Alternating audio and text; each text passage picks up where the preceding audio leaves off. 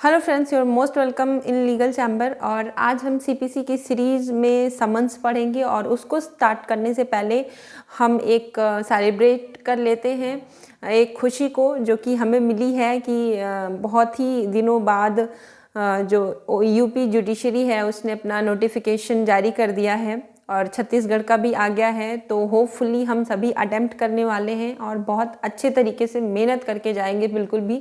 और आपको किसी भी हेल्प की ज़रूरत हो, कोई भी बुक या फिर कोई भी पीडीएफ या किसी भी सब्जेक्ट से रिलेटेड कोई भी मटेरियल अगर आपको चाहिए होगा, please let me know in the comment box and I will provide you personally. You can DM me also. तो प्लीज़ फ्रेंड्स, हम सब लोग बस एक हिम्मत के साथ आगे बढ़ेंगे और बाकी तो रिजल्ट्स तो कमीशंस के हाथ में है और कुछ भगवान के हाथ में भी है। तो चलिए ठीक है, अब शुरू करते हैं लेक्चर को। तो आज फ्रेंड्स हम पढ़ेंगे ऑर्डर 5 को। ऑर्डर 5 में सबसे पहले फ्रेंड्स समझ लीजिए, कॉमन सेंस से समझिए कि समन्स क्या होते हैं। जनरली जब समन आता है हमारे घर पे कुरियर के माध्यम से या कैसे भी कोई लीगल ऑफिसर लेके आता है तो हम बहुत डर जाते हैं। कॉमन जो प्रूडेंट पर्सन होता है ना, वो डर जाता है, उसको लगता है कि ये क्या ही आ गया। बट मैं अगर एक बहुत ही सिंपल वर्ड में आपको समझाऊँ तो एक कॉल लेटर जैसा होता है, वैसा ही समन होता है कोर्ट की लैंग्वेज में। वो एक बुलावा पत्र होता है। वो आपको अरेस्ट करने के लिए नहीं आता, ना ही आपको हार्म पहुंचाने के लिए भेजा जाता है। वो सिर्फ इसलिए भेजा जाता है क्योंकि आपके अगेंस्ट कोई पर्सन सिविल सूट लेके आया है और आपको उसमें कोर्ट ने बुलाया है कि प्लीज़ आप भी आइए और आप अपना पक्ष रखिए। हम बिना दोनों पक्ष को सुने हुए ऑर्डर पास नहीं कर सकते। सिर्फ इसलिए सम्मन को जारी किया जाता है। और सम्मन जब आता है तो सम्मन के साथ साथ प्लेंट भी पूरा साथ में रहता है। वो प्लेंट जो कि जिसमें आपके अगेंस्ट चीज़ें लिखी गई होती हैं, रिलीफ शॉट किया गया होता है, जो प्लेंटिफ लेके आया होता है आपके अगेंस्ट में, वो आपको पूरा बाकायदा अटैच करके दिया जाता है ताकि आप समझ सकें कि किस रीज़न की वजह से आपको बुलाया जा रहा है। और आपको टाइम भी मिल जाता है उसमें WS मतलब कि अपना जवाब लगाने के लिए कि आप के साइड से जो भी आपको उसमें पैरावाइज अपना जवाब देना है आप दे सकें। तो समझते हैं फ्रेंड्स फिर issue and service of summons को। रूल 1 सब रूल 1 में बताया जाता है कि आप समन्ड हो गया, समन आपको भेजा जा चुका है। उसके बाद आप WS अपना लाते हैं विद इन 30 डेज। कोर्ट आपको टाइम देती है 30 डेज का। WS मतलब जवाब दावा, आप अपना जवाब देते हैं उसमें 30 दिन के अंदर।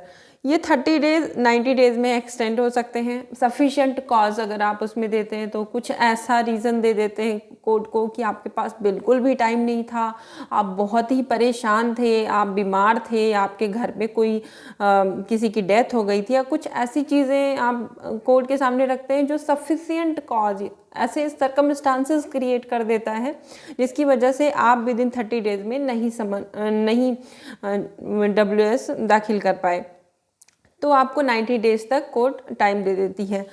उसके बाद सब रूल 2 में बताया जाता है कि अगर इन पर्सन आने की ज़रूरत है तो नहीं, सॉरी, सब रूल 2 ये बताता है कि समन के बाद या तो आप इन पर्सन अपीयर होंगे कोर्ट में, या फिर आपका प्लीडर जो होगा, जो प्लीड करेगा, जिसको आपने पावर दे रखी होगी, या अगर आप बहुत सारे लोग हैं, कई सारे हैं डिफेंडेंट्स, तो आपने एक पर्टिकुलर पर्सन को अपॉइंट कर रखा था एज अ प्लीडर और उसको पूरी पावर दे रखी थी अपने बिहाफ पे कि जो भी जैसा भी कोर्ट में होगा आपके पास पावर है, आप उस क्वेश्चंस के आंसर कर सकते हैं, इवन क्रॉस एग्जामिन भी अपना करवा सकते हैं हमारे बिहाफ पे, तो उसको फुल पावर दी गई होती है।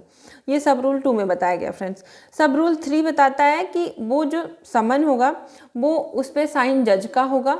ऑब्वियस ही बात है, साइन एंड सील्ड तो होगा ही क्योंकि वो कोर्ट का डॉक्यूमेंट है, तो साइन जज का होगा या फिर authorise person. Authorise person means friends, मान लो उस वक्त जिस जज के पास वो पावर थी वो नहीं है, उसकी चेयर खाली है, तो एडिशनल जज हो गए या फिर जुडिशियल मजिस्ट्रेट हो गए, उनके पास पावर्स अपने आप डिराइव हो जाती हैं, तो वो अपना स्टैम्प अपना साइन कर देते हैं और स्टैम्प जो होता है उस कोर्ट का लगा दिया जाता है। तो ये सब रूल 3 में बताया गया फ्रेंड्स।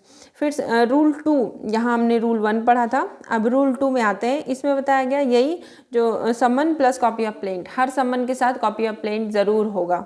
अगर सिवरल हैं, कई सारे डिफेंडेंट्स हैं, तो कई सारे समन प्लस कॉपी ऑफ प्लेंट्स होंगे फ्रेंड्स। इसमें कई सारे रूल्स वगैरह हैं, हमने सारे रूल्स को नहीं कवर करने हैं क्योंकि वो बहुत जनरल,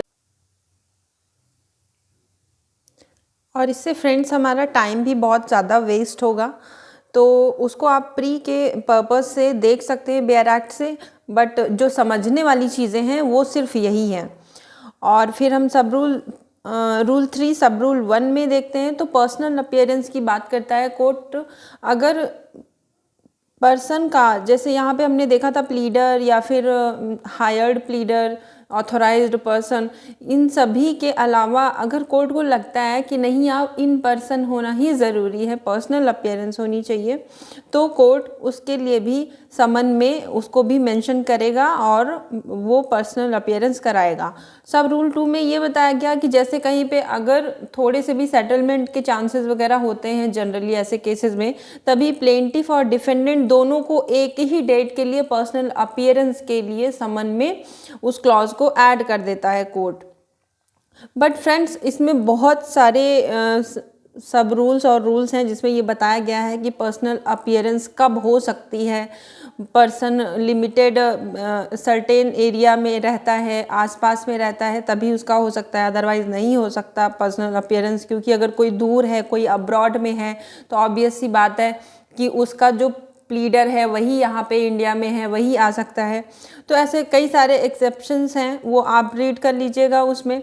और यहाँ पे एग्जम्पशन जो किया गया है वो पर्दा नसीन लेडी को किया गया है 132 में कि उनकी तो पर्सनल अपीयरेंस होगी ही नहीं, बट अगर मनी रिलेटेड सूट है तब उनकी पर्सनल अपीयरेंस हो सकती है। और 133 में वीआईपीज़ को एग्जम्प्ट किया गया है, जैसे कि प्रेसिडेंट ऑफ इंडिया हो गए, आपके हाउस ऑफ बोर्ड के मेंबर्स हो गए, तो वो जितने भी हैं उन सभी को एग्जम्प्ट किया गया है फ्रेंड्स इसमें।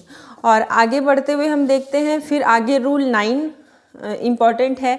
रूल 9 बताता है delivery of summons by court. Court जो है समन को कैसे भेजेगी, तो जहाँ पे डिफेंडेंट और या फिर उसका एजेंट रिजाइड करता है वहाँ पे भेजा जाएगा, उस एरिया में भेजा जाएगा।